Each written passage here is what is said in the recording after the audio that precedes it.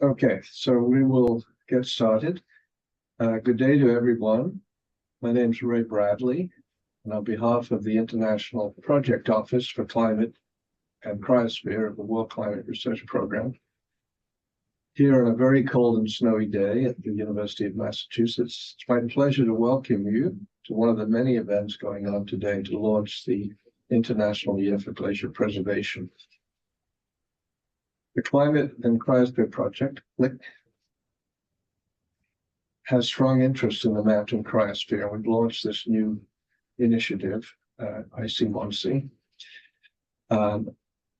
And by the mountain cryosphere, we talk about the snow, ice, and permafrost, and the changes that are taking place as a result of global warming, with impacts on those who live in the mountains, as well as the many hundreds of millions of people who rely on water from mountain regions for their survival.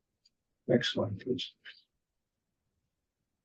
Glaciers are retreating at unprecedented rates, reshaping landscapes of the world as we know it.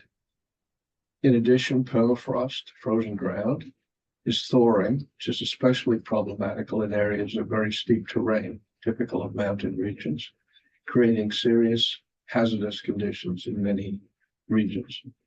And as glaciers recede and snowfall is replaced by rain, the hydrology of rivers changes, creating additional flood hazards in many regions.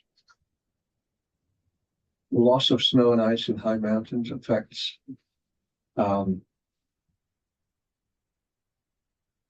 water supply to areas downstream, with impacts on agriculture, urban water resources, even river navigation and hydropower generation, with economic impacts that range from local to national, even international levels. Reduction of snowfall and the loss of mountain glaciers and ice caps limits recreation activities such as skiing. And in many mountain communities, it strikes at the very heart of their spiritual connection to the high mountains and beyond. Finally, glaciers preserve a unique record of environmental history. The loss of ice caps and glaciers erases this knowledge of natural history. In many ways, it's equivalent to losing some of the world's greatest museums of our cultural history.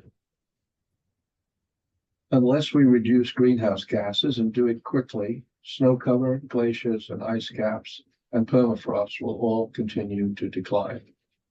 We must prevent a further increase in greenhouse gases. That is the only solution.